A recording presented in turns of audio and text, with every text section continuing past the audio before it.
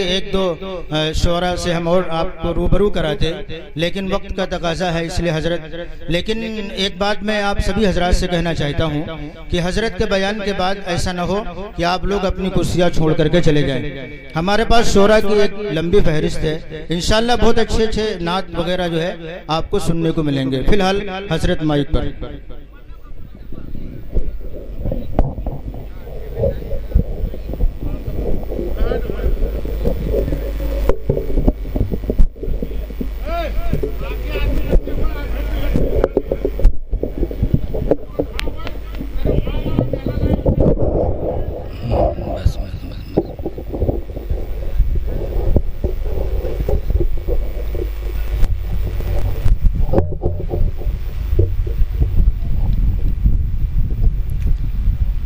रुख इधर करा दीजिए प्रधान जी, हवा लगेगी ना। हाँ, इधर करवा दीजिए।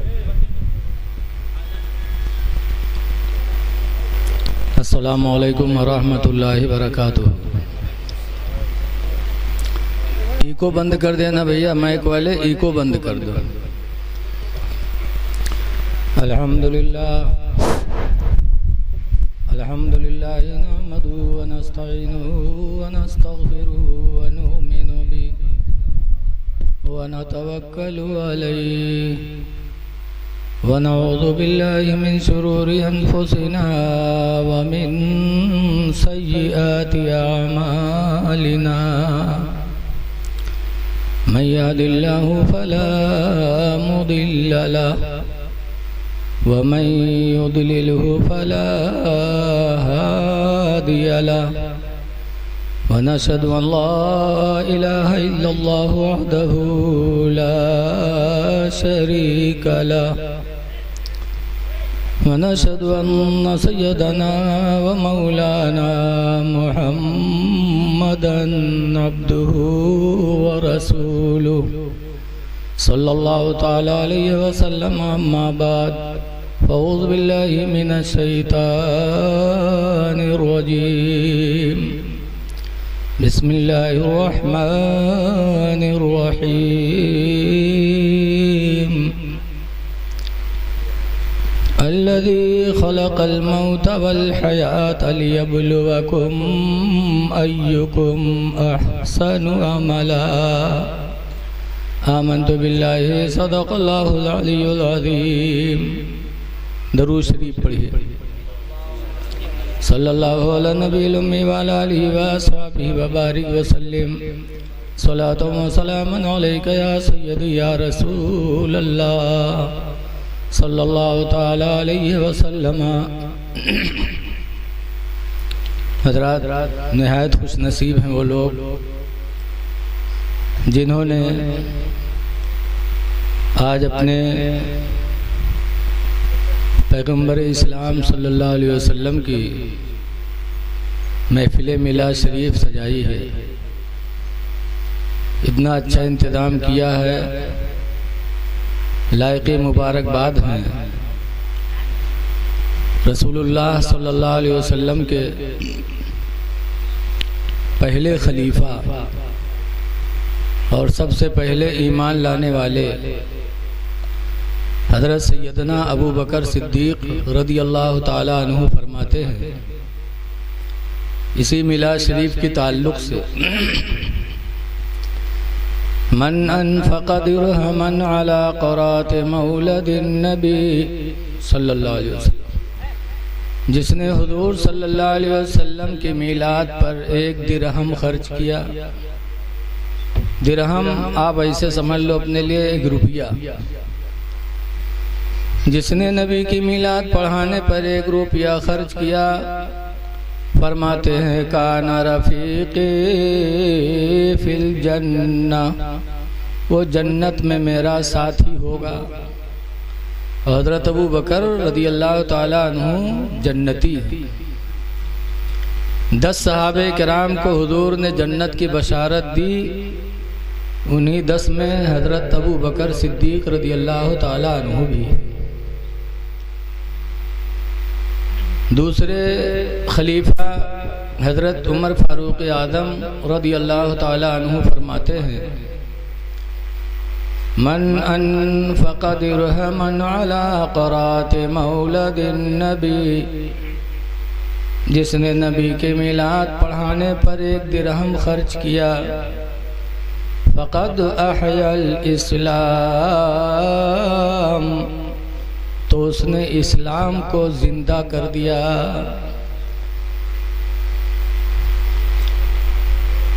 इसलिए अब सवाल पैदा होता है कि मिलाद कराया तो इस्लाम को कैसे ज़िंदा कर दिया। तो मिलाद शरीफ में दीन की बातें होती हैं, लोगों तक पहुंचती हैं और लोग उस पर अमल करते हैं, तो गोया कि इस्लाम को फ़रोग़ होता है। आवाज़ बहुत तेज़ न करो भैया, ताकि झंझनाहट ना हो। माशाअल्लाह आज स्टेज पर और पब्लिक में भी बहुत से हमारे उलमा हुफ़ाज़ मौजूद हैं, और जो लोग आते हैं वो बैठ जाएं, आवाज़ न करें, वरना हम यही सोचेंगे कि या अल्लाह हम कहाँ चले आए तकरीर करने, जहाँ तकरीर की दर न हो। तो ऐसे होगा जैसे लखनऊ का एक इतर बेचने वाला इंसान इतर बेचते बेचते बंगाल पहुंच गया। आवाज़ लगाए इतर इतर, तो एक बंगाली निकला, कहा लाओ देखे तुम्हारा इतर कैसा है। तो उसके हाथ में इतर लगाया तो सूंघे के बजाय उसका चांटिस, और जब चांटिस तो कड़वान, तो कहते तुम्हारी इतर तो ख़राब है, ले जाओ। अच्छा नहीं, कड़वा रहा है। तो इतर बेचे वाला अपना माथा पीटला, कहे हाय अल्लाह हम कहाँ चले आए, सूंघे वाली चीज़ और चांटा थे तो कड़वाई न तो और का हो। बक्से में डिबिया रखा, चल दिया। दूसरा एक बंगाली निकला, कहा भाई क्या बेच रहे हो, तो गुस्सा हो ही गया था, कहा कुछ नहीं। कहा नहीं लगता तो है कुछ बेच रहे हो। कहा इतर बेचने आया था लेकिन बेचेंगे नहीं। कहा क्यों? कहा जहाँ इतर की कद्र न हो वहाँ इतर बेचने से क्या फायदा। कहा क्या हुआ? कहा भी एक साहब निकले, उन्होंने कहा देखे तुम्हारा इतर कैसा है। तो उनके हाथ पे मैंने इतर लगाया तो उन्होंने चाट लिया, और फिर कहते हैं कड़वा रहा है तुम्हारा इतर अच्छा नहीं। तो कहा वो है बेवकूफ़, हमका दो भात के साथ खाए वाली चीज़ खालिश चाटी तो कड़वाई ना तो हमका लाओ दो। तो और खोपड़ी पीटे ला कहे हाल आज हम कहाँ चले आए। तो ऐसा ना हो, माशाअल्लाह आप बहुत पढ़े लिखे इंसान हैं। देखिए अल्लाह ने हमें पैदा किया और फिर मौत भी देता है। ज़िंदगी मौत अल्लाह ने दोनों को क्यों पैदा किया? तो अल्लाह ताला फरमाता है अल्लज़ी खलक़ल मौत वल हयात। आवाज़ बहुत घरघराहट वाली न रखो भैया, सुकून से हो जाए, 2-4 बातें वो बेहतर है। अल्लज़ी खलक़ल मौत वल हयात, खुदा वो है जिसने मौत और ज़िंदगी को पैदा किया। ज़िंदगी को भी उसी ने पैदा किया, मौत को भी उसी ने पैदा किया। क्यों? तो आगे लियब्लुवकुम अय्युकुम अहसनु अमला, ताकि अल्लाह तुम्हारा इम्तिहान ले ले कि तुम में अमल के एतबार से अच्छा कौन है। अमल सालिहा करने के नियत से अच्छा कौन है। इसी की दावत देने मेरे पैगंबर भी तशरीफ़ लाए हैं। हुजूर हम में आप में आए तो इंसानियत सिखाने के लिए आए, खुदा की पहचान कराने के लिए आए। इसलिए हम जहाँ नबी की मिलाद में आए, जहाँ उनकी फजीलत सुने वहीं पर उनके सीरत की ज़िंदगी को भी देखें।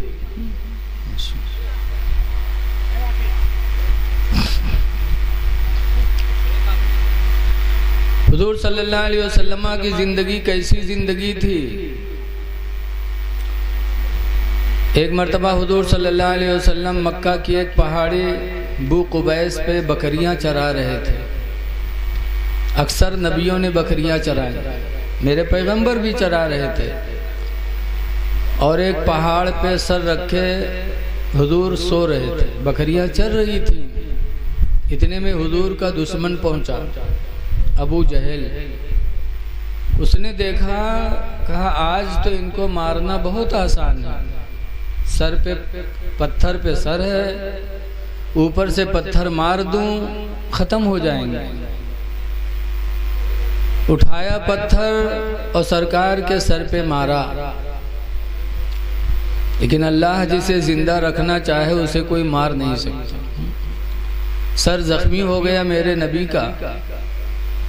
और अबू जहल वहाँ से भाग के आया हरम में। अबू जहल के साथ उसकी एक लौंडी भी थी। लौंडी ने देखा, सीटी बंद करो भैया, कह रहा हूँ यार, आवाज़ में सुकून पैदा करो।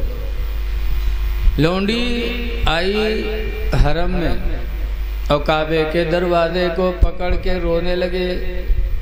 काबे के दरवाजे की जंजीर को पकड़ के रो रही थी। इतने में हुजूर के चचा हजरत अमीर हमजा रदियल्लाहु अन्हु अभी ईमान नहीं लाए थे। घोड़े पर बैठे तीरों कमान लेके शिकार के लिए निकले थे। काबे के दरवाजे से जब गुजर हुआ तो देखा अबू जहल की लौंडी रो रही है। पूछा क्यों रो रही है? कहा आपको गैरत नहीं आती? आप अरब के मशहूर पहलवान शुमार किए जाते, आपको गैरत नहीं आती? कहा क्या हुआ? कहा आपके भतीजे मोहम्मद इतने शरीफ, इतने अच्छे, और लोग उनको सता रहे हैं और आपको अपने भतीजे की कोई फिक्र नहीं है। कैसे चचा हो तुम? कहा क्या हुआ? कहा अभी मेरा मालिक अबू जहल बू कुबैस पहाड़ी पे तुम्हारे भतीजे मोहम्मद को सोने की हालत में सर पे पत्थर मारा बगैर कसूर के। तुम्हारा भतीजा सताया जा रहा है, तुम्हें कोई फिक्र नहीं है। अमीर हमजा का खून गर्म हुआ। पूछा कहाँ है अबू जहल? इशारा किया कि हरम में वो बैठा है। अमीर हमजा गए, ऐसी जोर की कमान मारी कि उसका सर जख्मी हो गया। और कहते हैं तू नहीं जानता कि मोहम्मद मेरे भतीजे? तेरी मजाल और मेरे भतीजे पर हाथ उठाया तूने? कुछ नहीं बोला। अमीर हमजा वहाँ से चले। अब शिकार के लिए नहीं गए बल्कि वापस हुजूर के घर गए। जब हुजूर के घर गए खैरियत लेने तो देखा कि हुजूर लेटे हैं और सर में जो ज़ख़म हुआ था हुजूर की बीवी हज़रत खदीजा कपड़ा जला जला के उस ज़ख़म में भर रही है। अमीर हमजा पहुँचे, आंखों में आंसू आ गए। कहने लगे मेरे भतीजे मोहम्मद तो गम न करना, मैं अभी अभी तुम्हारा बदला लेके आ रहा हूँ, उसका सर फाड़ के आ रहा हूँ। भतीजे गम न करना, मैंने तुम्हारा बदला ले लिया। तो मेरे पैगंबर ने जवाब क्या दिया? कहे मेरे चचा आप बदला लेके आए हो और कहते हो कि गम न करना। खुदा की कसम आप बदला लेकर आए हो, मुझे इसकी कोई खुशी नहीं, मुझे कोई खुशी नहीं है आपके इस काम से। कहा क्यों? कहा इससे कोई खुशी नहीं है मुझे। कहा बेटा तब किस चीज़ से तुम्हें खुशी होगी? कहा चाचा बदला लेने से मैं खुश नहीं होऊंगा, खुशी तो मुझे उस वक्त होगी जब अल्लाह का लाया हुआ इस्लाम तुम कबूल कर लोगे। बेशक जिसके लिए अल्लाह ने मुझे दुनिया में भेजा है वो जब तुम कबूल करोगे तब मुझे खुशी होगी। अमीर हमजा कहते हैं भतीजे अगर इसी में तेरी खुशी है तो फिर मैं पढ़ता हूँ ला इलाहा इल्लल्लाह मुहम्मदुर रसूलुल्लाह सल्लल्लाहु अलैहि वसल्लम। अमीर हमजा कलमा पढ़ करके मुसलमान हो गए। ये सरकार की ज़िंदगी है क्या तालीम दी हम लोगों को कि बदला लेने से मेरे नबी खुश नहीं। इसलिए एक हदीस पाक में अनसिन काला काला रसूलुल्लाह, हजरत अनस से रवायत है, फरमाते अल्लाह के रसूल ने इरशाद फरमाया, लैसा शदीदु, पहलवान वो नहीं है, अल्लज़ी यसरउ, जो दूसरे को पटक दे, बलिश्शदीदु, बल्कि पहलवान तो वो है, अल्लज़ी यमलकु अला नफ्सिही इंदल गज़ब, जो गुस्सा के वक्त अपने नफ्स पर काबू कर ले। पहलवान वो है कि गुस्सा आए तो उसके मुंह से गाली न निकले, गुस्सा आए तो किसी पर हाथ न उठे, बल्कि मेरे पैगंबर फरमाते हैं कि वो अपने नफ्स पर कंट्रोल कर ले, काबू कर ले। तो पैगंबर फरमाते हैं कि पहलवान तो वही है। ऐ लोगों, सब्र करके पहलवान बनो, मार के पहलवान नहीं हो सकते, किसी को पछाड़ने से पहलवान नहीं हो सकते। मेरे नबी से बड़ा पहलवान कौन था? एक दफा हुजूर अरब के बहुत मशहूर पहलवान को दावत देने गए इस्लाम की। और अरब का बहुत मशहूर पहलवान कौन था? रुकाना। गए, सरकार दावत देने, कहा रुकाना, जिस खुदा ने तुझे पहलवानी दी है उस खुदा पर ईमान ले आ, मैं उसका रसूल हूँ, वो अल्लाह एक है। रुकाना ने कहा पहलवान है? कहा हाँ। कहा अगर आप पहलवान नहीं, आप रसूल हैं? कहा मैं रसूल हूँ। तो रुकाना ने कहा अगर तुम मुझे पटक दो तो मैं मान लूंगा कि आप अल्लाह के रसूल हैं। तो हुजूर ने फरमाया आओ। आया, एक ही हाथ में अल्लाह के रसूल ने उसे चित कर दिया। जब पटका तो उठा और कहने लगा, मोहम्मद, जिंदगी अब तक जो गुजरी अरब में कोई नौजवान ऐसा नहीं आया जो मेरा मुकाबला करे, और तुम आए और एक ही बार में तुमने मुझे पटक दिया। खुदा की कसम मुझे यकीन हो गया कि ये कोई इंसानियत की ताकत नहीं है, ये ताकत है तुम्हारे रिसालत व नबूवत की। लिहाजा मैं कलमा पढ़ता हूँ, ला इलाहा इल्लल्लाह मुहम्मदुर रसूलुल्लाह सल्लल्लाहु अलैहि वसल्लम। रुकाना भी पहलवान मुसलमान हो गया। मेरे नबी इतने पहलवान, लेकिन क्या सरकार कभी सीना तान कर चले? क्या अकड़ कर मेरे नबी चले? हज्जतुल विदा के मौके पर 1,40,000 सहाबा हुजूर के साथ थे, और हुजूर अपनी ऊँटनी कस्बा पे बैठे थे। आज हमरे लोगन के पीछे 2-4 आदमी चल देते तो हमारे लोगन रुआब के ठिकाना नहीं रह जाते, लेकिन अल्लाह के रसूल के साथ 1,40,000 सहाबा, हुजूर कस्बा ऊँटनी पे बैठे थे। तो इस तरह सर झुकाए थे, इस तरह सर झुकाए थे, लगता था कि ऊँटनी की कोहान पे हुजूर की पेशानी टिक जाएगी। मेरे नबी ने कभी घमंड नहीं किया। इसलिए लोगों, नबी की जिंदगी को सामने रखो। हुजूर आए थे घमंड को मिटाने के लिए। दौलत मिले तो घमंड न करो, बहादुरी मिल जाए तो बहादुरी के जरिए किसी को तंग न करो। इसीलिए कुरान करीम के एक आयत अल्लाह फरमाता, या अय्युहल्लज़ीना आमनू, ईमान वालो, ला यस्खर कौमुम मिन कौम, कोई कौम किसी कौम का मजाक न उड़ाए, कोई बिरादरी किसी बिरादरी को गिरी निगाह से न देखे। असा अन यकूना खैरम मिनहुम, हो सकता है वही तुमसे बेहतर हो जिसको तुम गिरी निगाह से देख रहे हो। बिरादरी की बुनियाद पर कोई किसी को गिरी निगाह से न देखे। बिरादरी की बुनियाद पर कोई फजीलत वाला नहीं हो सकता।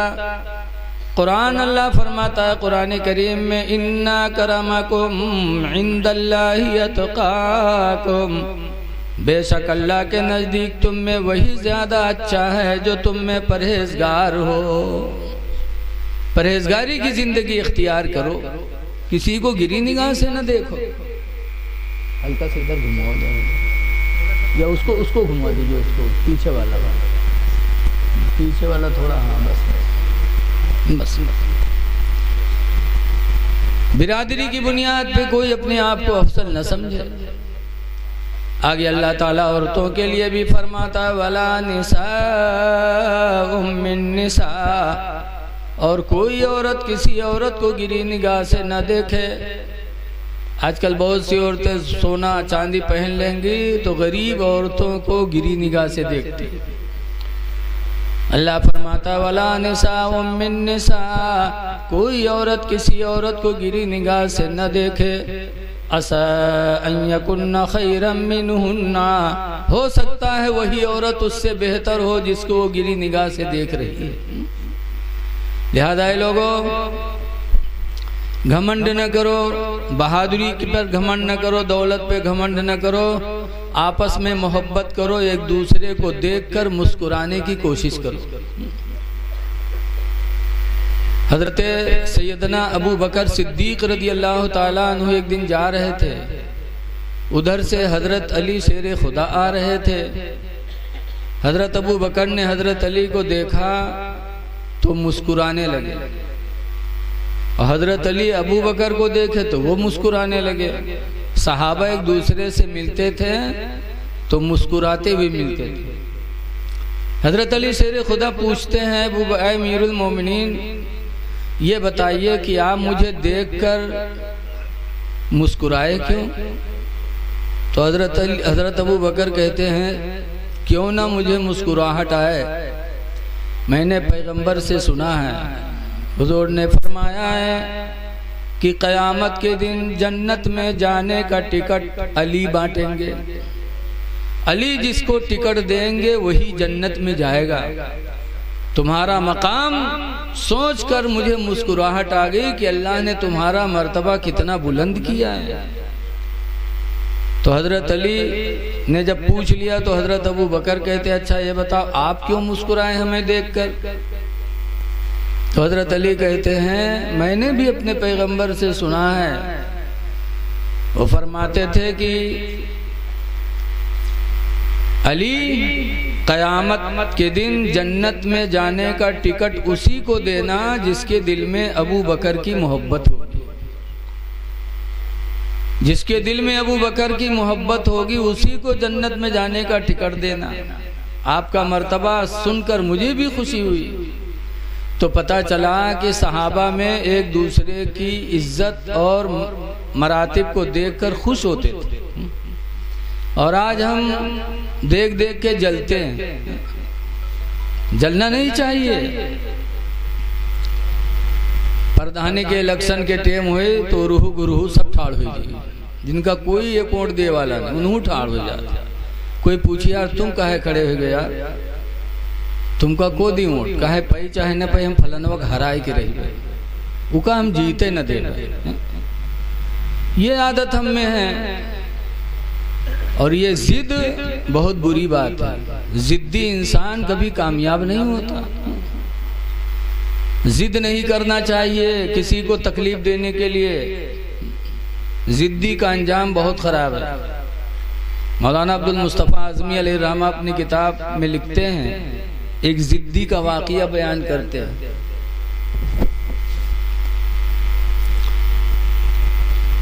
एक नवाब साहब थे। एक नवाब का नौकर था जिसका नाम था बुद्धू। नवाब साहब के घर से, नवाब साहब के ससुराल से दावत आई। देखो सब दावतें और होती हैं, ससुराल वाली दावत बहुत अहम होती है। दावत आई तो नवाब साहब ने अपने बुद्धू से कहा बुद्धू ससुराल से दावत आई, ये चलना था। कहा चलिए चला जाए। कहा लेकिन मेरा पैजामा गंदा है। कहा कोई बात नहीं, मेरा पैजामा साफ है, आप मेरा पैजामा पहन लो, हम आपका पहन लें। नवाब ने कहा ऐसा कहाँ यार, अगर ससुराल वालों को मालूम हो गया कि बुद्धू का पैजामा पहन के आए तो कितनी बड़ी बेइज्जती होगी। बुद्धू ने कहा अरे आप पहनो, पैजामा हमारा है, हम न बतेबे तो कोई कैसे जानी पहनो। तो कहा ध्यान रखना फिर। कहा अरे पहनो, पहना दिया अपना पैजामा। नवाब का पैजामा खुद पहन लिया। और जब ससुराल पहुंचे नवाब साहब, तो नवाब साहब के लिए तो दरवाज़ा खुल के अंदर चले गए और बुद्धू के लिए बरामदे में चारपाई पड़ गई। गांव वालों को पता चला कि नवाब साहब आए हैं, तो कुछ लोग मिलने आए। जब मिलने आए तो बुद्धू से पूछा, बुद्धू भाई नवाब साहब कहाँ हैं? तो बुद्धू ने कहा, नवाब साहब से मिले के तो अंदर चले जाओ, और अगर उनके पैजामा से मिले है तो इधर मिल लो।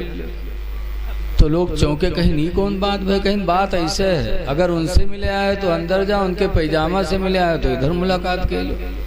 अब नवाब साहब सुनिन तो बहुत परेशान, लेकिन करें का बेचारे।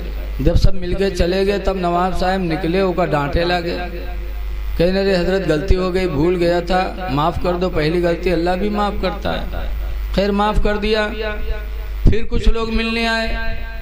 जब मिलने आए तो पूछा, बुद्धू नवाब साहब कहाँ हैं? तो बुद्धू ने कहा, नवाब साहब अंदर है, लेकिन एक बात सुन लो। कहा नवाब साहब के पास जाओ, हर बात उनसे पूछो, लेकिन उनके पैजामा न पूछो कि तुम्हारा पैजामा कहाँ है। कहीं ये क्या मामला? कहीं बस मामला ऐसे है, पैजामा न पूछो उनके, बाकी सब बात करें। अब नवाब साहब फिर खफा, लेकिन क्या करें। जब लोग मिलके चले गए तब नवाब साहब फिर निकले, उसको मारने लगे। कहा, नालायक तूने मेरी बेइज्जती कर दी।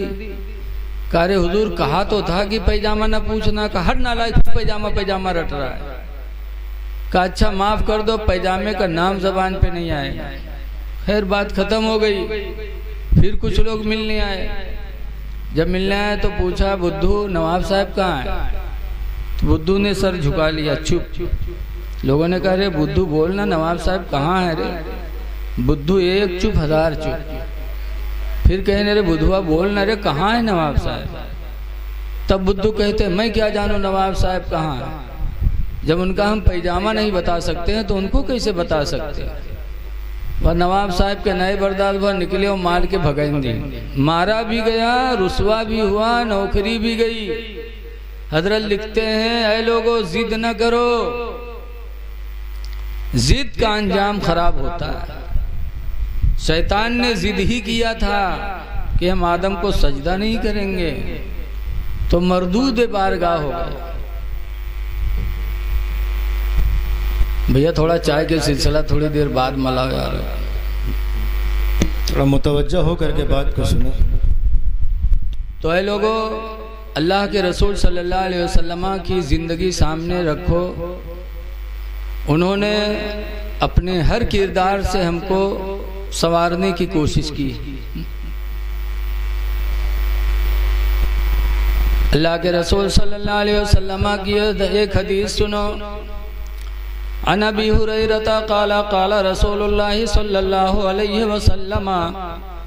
हज़रत अबू हुरैरा से रवायत है, फरमाते अल्लाह के रसूल ने इरशाद फरमाया, ला तहस्ससो, ऐ लोगों किसी को ऐब न लगाओ, वला तजस्ससो, और किसी के अंदर ऐब तलाश न करो। ऐब न ढूंढो किसी का, न ऐब लगाओ, न ऐब तलाश करो। वला तहासदो, और एक दूसरे से हसद न करो। वला तबागदो, और बुग़्ज़ भी किसी से न रखो। वकूनू इबादल्लाहि इख़वाना, और अल्लाह के बंदो तुम अल्लाह के बंदो तुम सब भाई भाई बन जाओ। वकूनू इबादल्लाहि इख़वाना, अल्लाह के बंदो सब आपस में भाई भाई हो जाओ। जब हम ये मिजाज रख लेंगे तो इंशाअल्लाह हम किसी के खिलाफ नहीं सोचेंगे, हम किसी की बुराई नहीं सोचेंगे। आज हम कहने के लिए तो कहते हैं कि हम आपस में भाई भाई हैं, और नस काटते रहते हैं और कहते रहते हैं हम तो भाई हैं तुम्हारे। यार भाई का माना तो सहाबा की जिंदगी से समझ में आता है। अल्लाह के रसूल सल्लल्लाहु अलैहि वसल्लम जब मक्का छोड़कर मदीना गए तो इस्लाम की मोहब्बत में बहुत से लोग मक्का से मदीना चले गए। घर छोड़ा, बीवी छोड़ा, औलाद छोड़ा, दौलत छोड़ी, सब छोड़ा इस्लाम के नाम पर, और इस्लाम को बचाने के लिए मदीना चले गए। जब वहाँ मक्का के मुहाजिरीन पहुँचे, मदीने के अंसारियों को सरकार ने बुलाया। अब बुलाने के बाद फरमाया, मदीने के अंसारियों, ये मक्का से आने वाले मुहाजिर ये तुम्हारे भाई हैं, तुम सब आपस में भाई भाई हो। तो मदीने के अंसारी उठते रहे और एक एक मुहाजिर का हाथ पकड़ते रहे, कहा चलो तुम हमारे भाई, चलो तुम हमारे भाई। सबको एक एक करके मदीना के अंसारी अपना भाई बना के लेके चले गए। तन्हा बचे एक मुहाजिर, वो कौन? हजरत अली शेर खुदा। वो अकेले बचे, उनको कोई नहीं ले गया। तो हजरत अली रोने लगे। जब रोने लगे तो हुजूर फरमाते हैं, अली रो रहे हो? कहा अल्लाह के रसूल क्यों न रोऊं? मदीने के अंसारियों ने तो सबको अपना अपना भाई बनाया, लेकिन मुझे किसी ने अपना भाई नहीं बनाया, इसलिए मुझे रोना पड़ गया। तो हुजूर फरमाते, अली रो नहीं, वो सब मदीना वालों के भाई हैं। अंत अखी फिद दुनिया वल आखिरा, तुम मेरे भाई हो दुनिया में भी आखिरत में भी। सुभान अल्लाह। जब हजरत अली को हुजूर ने अपना भाई बताया तो हजरत अली मुस्कुरा पड़े, कहा मुझसे ज्यादा खुश नसीब कौन हो सकता है। तो उन्हीं मुहाजिरीन में एक मुहाजिर थे हजरत अब्दुर रहमान बिन औफ। उनको मदीने के एक सहाबी हजरत साद हैं, उन्होंने बुलाया कि अब्दुर रहमान तुम हमारे भाई। लेके गए घर पे, सुनो आज हम भाई भाई कहते तो हैं, जहन कैसा है कहने के लिए भाई। लेकिन वो मदीने के अंसारी जब हजरत अब्दुर रहमान बिन औफ को बुला के घर लेके गए तो फरमाते हैं, मेरे मुहाजिर भाई तुम मेरे भाई हो, और भाई का हर चीज में आधा हक होता है। तुम्हारा मदीने मुनव्वरा में कुछ भी नहीं है, मदीने में हमारी बाग भी है, हमारा मकान भी है, हमारी बीवियां भी हैं, हमारे पास दौलत भी है, तुम्हारे पास कुछ नहीं है, तुम्हारा आधा हक होता है। वो अंसारी ने हजरत अब्दुर रहमान बिन औफ से कहा कि ये घर आधा आधा, आधा तुम्हारा आधा हमारा। खजूर की बाग थी उसे बांट दिया, आधा तुम्हारा आधा हमारा। उसके बाद कहते हैं मक्का के भाई मेरे निकाह में 2 बीवियां हैं और तुम्हारे पास मदीने में कोई बीवी नहीं है, लिहाजा दोनों को देख लो। उस वक्त पर्दे की आयत नाजिल नहीं हुई थी।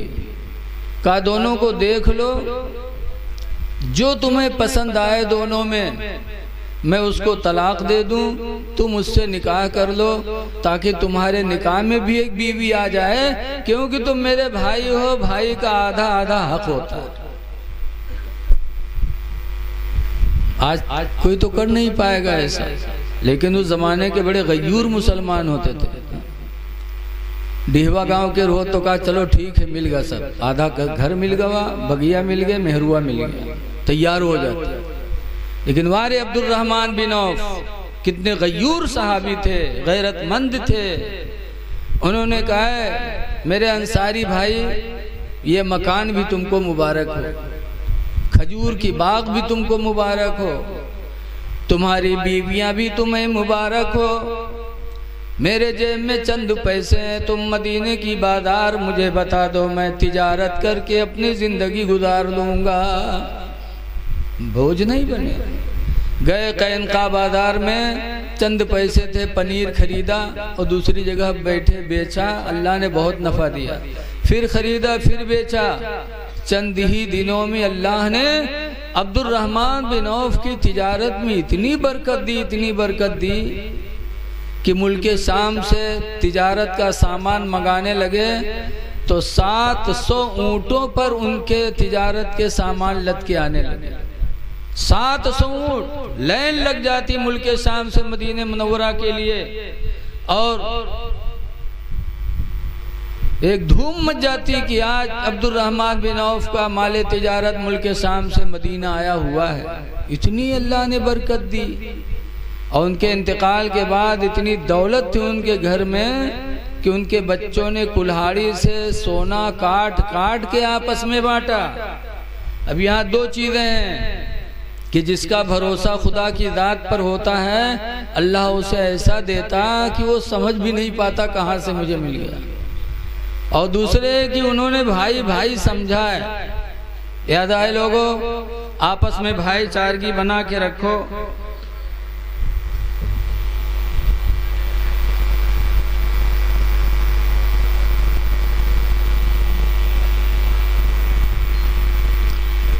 दरूद शरीफ पढ़िए। अल्लाहुम्मा सल्ली अला सय्यिदिना मौलाना मोहम्मद बारिक वसल्लम सलातुम व सलामन अलैका या सय्यदी या रसूल अल्लाह सल्लल्लाहु अलैहि वसल्लम।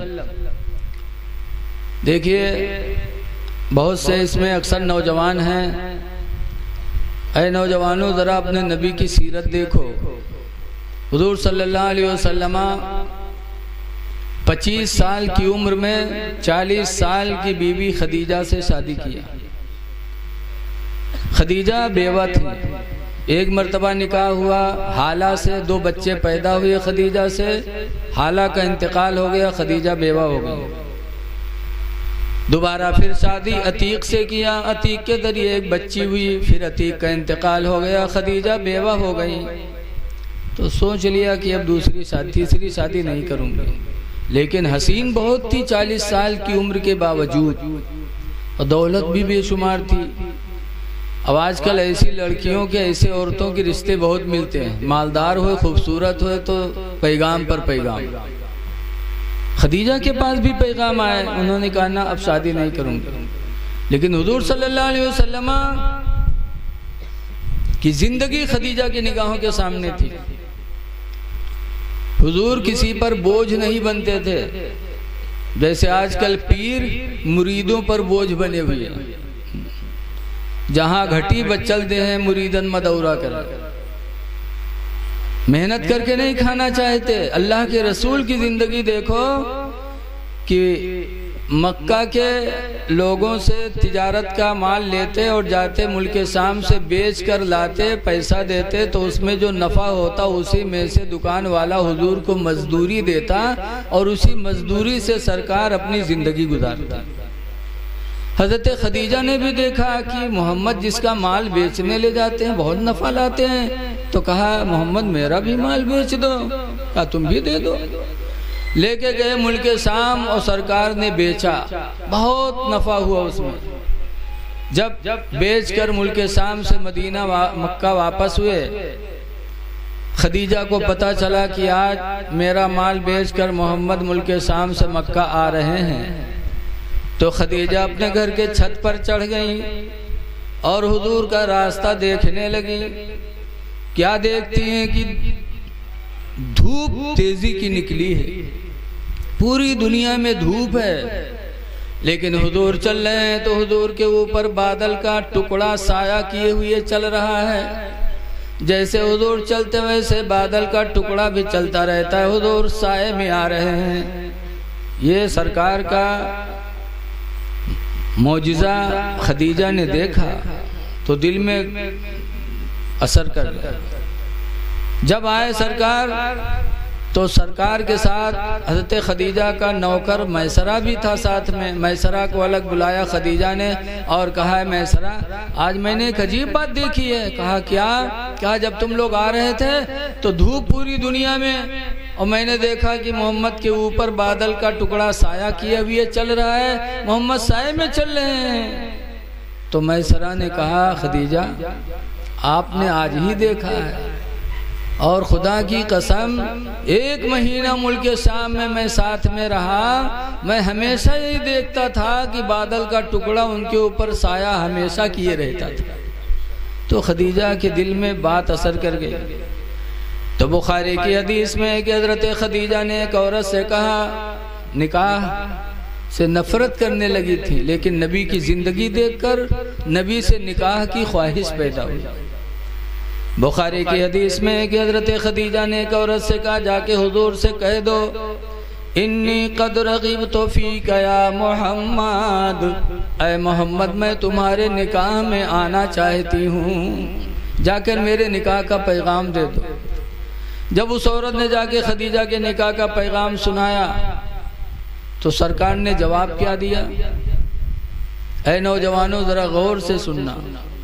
जब निकाह का पैगाम दिया तो हुजूर ने फरमाया जाके खदीजा से कह दो कि मेरे माँ बाप नहीं हैं, मेरे माँ बाप जिंदा नहीं कि उनसे इजाज़त लूँ, लेकिन अभी इसी दुनिया में हमारे चचा अमीर हमजा जिंदा हैं, हजरत अब्बास जिंदा हैं, अबू तालिब जिंदा हैं। मैं अपने चचा लोगों की मीटिंग करूँगा और उसके बीच में बात रखूँगा, अगर मेरे चाचा लोगों ने इजाज़त दी तो हो सकता है, वरना नहीं। हुजूर ने खुद कोई फैसला नहीं किया।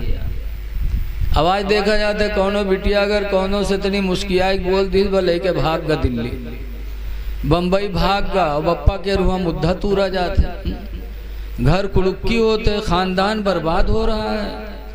ऐ नौजवानों, अगर कोई लड़की शादी के लिए तैयार होती है तो माँ बाप की मर्जी पर छोड़ो। माँ बाप की मर्जी से जब तुम्हारा निकाह होगा तो अल्लाह उसमें बरकत अता फरमाएगा, पूरी जिंदगी तुम्हारी खुशी की गुजरेगी। मेरे नबी ने खुद से फैसला नहीं फरमाया, खानदान पे छोड़ा।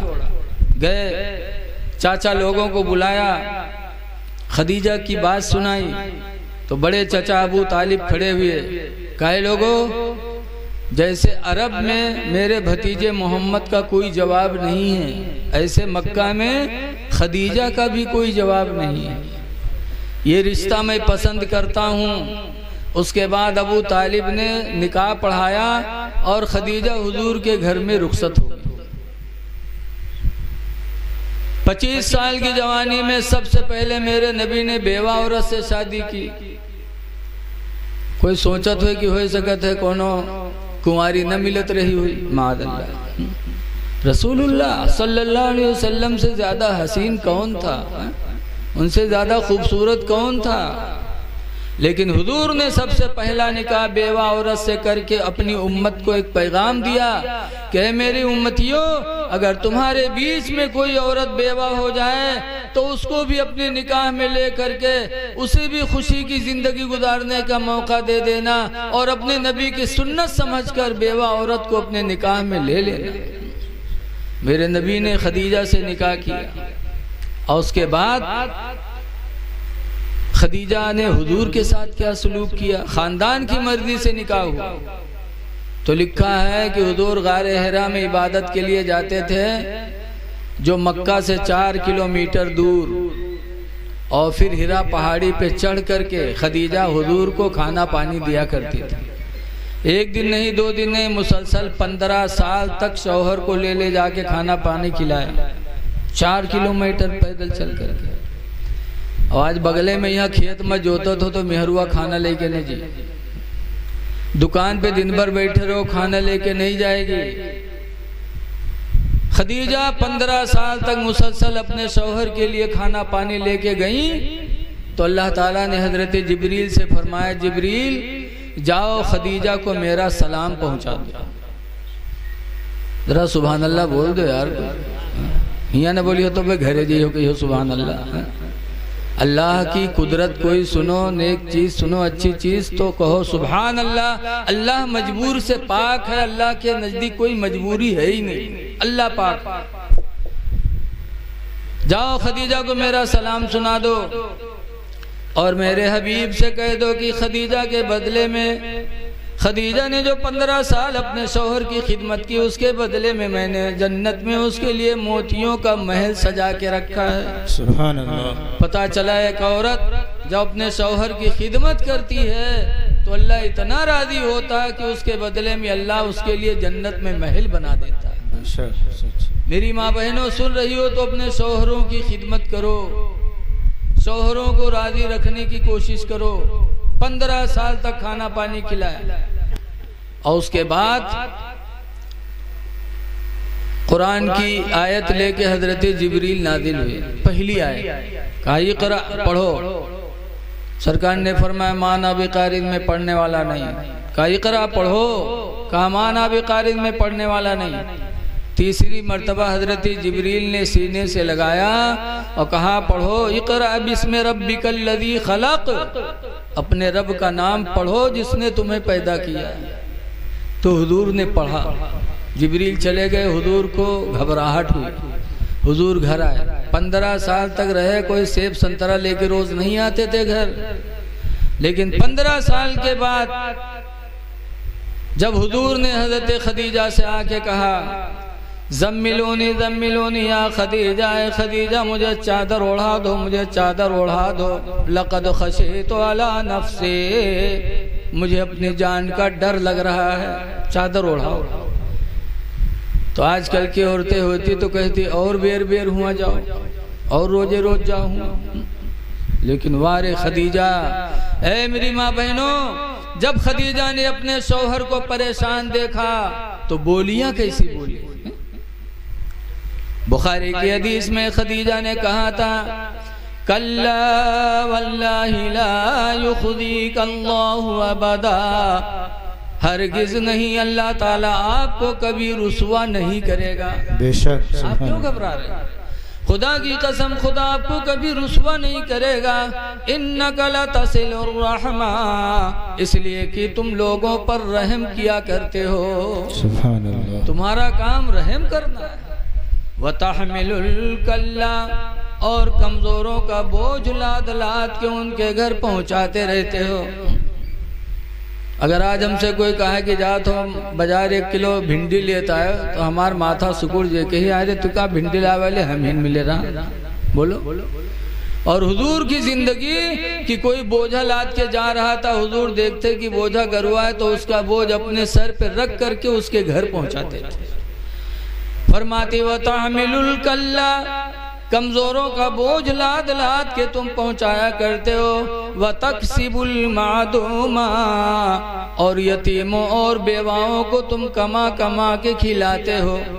व तक़रिद दईफा, मेहमान की इज्जत करते हो।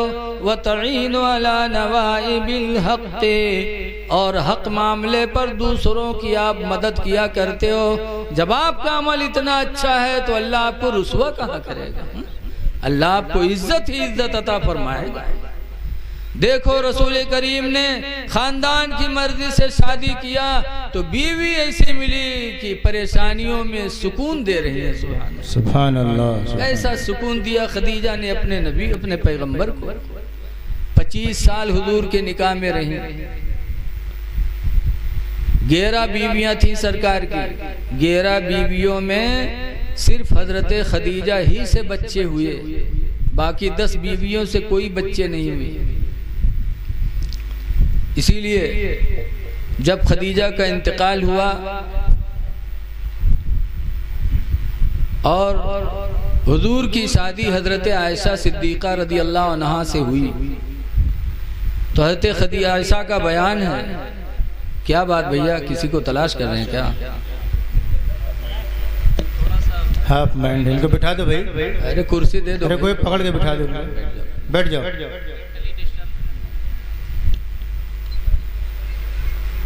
हजरत खदीजा के बाद हजरत आयशा सिद्दीक़ा रदी अल्लाह ताला अन्हा से हुजूर की शादी हुई। हजरत आयशा जवान थी। जब उनके बिस्तर पे हुजूर लेटते तो हजरत आयशा का बयान है कि हुजूर मेरे बिस्तर पे लेटते और करवट बदलते तो कहते हाय मेरी खदीजा, इधर करवट बदलते तो कहते हाय मेरी खदीजा। तो हजरत आयशा को तकलीफ हुई, चिढ़ गई, कहा मेरे बिस्तर पे लेटे हो, मैं जवान हूँ और मेरे बिस्तर पे लेट के आप बुढ़िया को याद करते रहते हैं, जब देखो तो हाय खदीजा हाय खदीजा। तो सरकार ने क्या फरमाया था? फरमाया था आयशा मैं खदीजा को कभी भुला नहीं सकती। अल्लाह अल्लाह। मैं खदीजा को नहीं भुला पाऊंगा, इसलिए कि जब दुनिया ने मुझे झुठलाया, मेरी नबूवत को झुठलाया, तो सबसे पहले मेरी नबूवत पर ईमान खदीजा लेके आई। बेशक, सुभान अल्लाह। जब दुनिया मेरी दुश्मन बनी तो खदीजा ने अपना माल और दौलत मेरे ऊपर निछावर कर दिया। और सबसे बड़ा एहसान खदीजा के मेरे ऊपर यह है कि अल्लाह ने खदीजा से मुझे औलाद अता फरमाई। बेशक, मैं खदीजा को नहीं भुला पाऊंगा। पता चला कि जिस बीवी से बच्चे पैदा हों उस बीवी का एहसान है शौहर पर। सरकार ने अपनी बीवी खदीजा का एहसान माना कि अल्लाह ने उसके पेट से हमें औलादे दिए, और आज हम लोग सोचे थे कि हमारे एहसान है मेहरुआ पर कि हम कमाए कमाए खवाई थे। ऐ लोगो, एहसान है तुम्हारा भी, लेकिन एहसान है औरतों का कि अगर औरतें न हुई थी तो ये गुडुआ पपुआ का कहाँ से पैती बताओ। इन्हीं की वजह से अल्लाह ने हमें साहिब औलाद बनाया, इसलिए इनके साथ हमें अच्छा सलूक करना निहायत ज़रूरी है।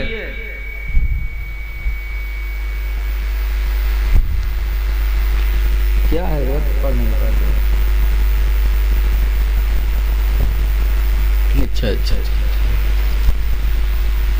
अपनी औरतों का एहसान मानो,